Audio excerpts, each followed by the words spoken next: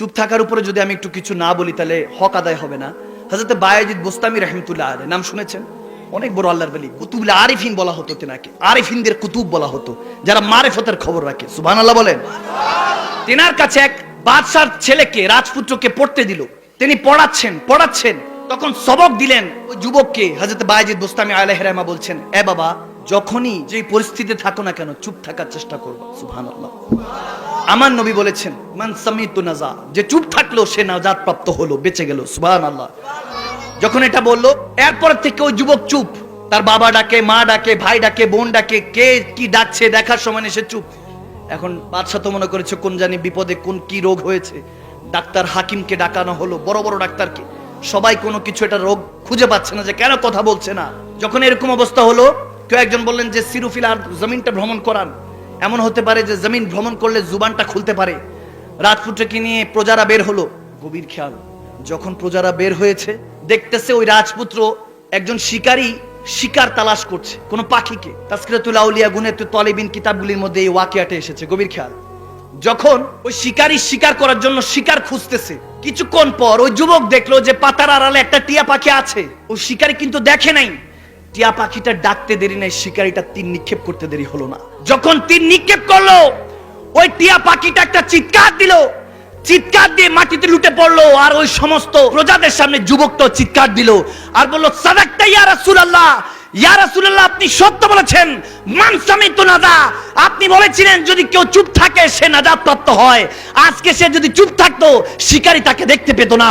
আজকে চুপ থাকে নাই বিধায় শিকারী তাকে দেখলো এবং হত্যা করলো। ইয়া রাসূলুল্লাহ, সাদাকতা ইয়া রাসূলুল্লাহ, আপনি সত্যই বলেছেন। সুবহানাল্লাহ। এজন্য চুপ থাকা অনেক বড় নিয়ামত। আর আমরা অতিরিক্ত কথা বলি, কিছু না কিছু হলে অতিরিক্ত অ্যাডভান্স কথা বলি। আমার রাসূল আরবি বলেছেন, এই দুই চোয়ালের এই জুবান এবং দুই পায়ের লজ্জাস্থানে দুইটা যদি আমাকে হেফাজত হিসাবে দিতে পারো, আমাকে যদি এটাকে প্রটেক্ট করে আমার কাছে দিতে পারো, আমি নবী মুহাম্মদ রাসূলুল্লাহ সাল্লাল্লাহু আলাইহি সাল্লাম বললাম, তোমাকে জান্নাতের জিম্মেদারি দিচ্ছি, তোমাকে জান্নাত দেওয়া হবে আল্লাহ তাবারক ওয়া তাআলার পক্ষ থেকে। সুবহানাল্লাহ বলবেন না?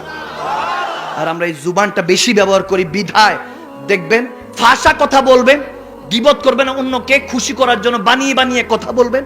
এটা দ্বারা আপনি গুনাহগার তো হচ্ছেন, আপনি সিয়াকার হচ্ছেন, বদকার হচ্ছেন, বদ আমল নিয়ে আপনাকে কবরে যেতে হবে। ঠিক কি না?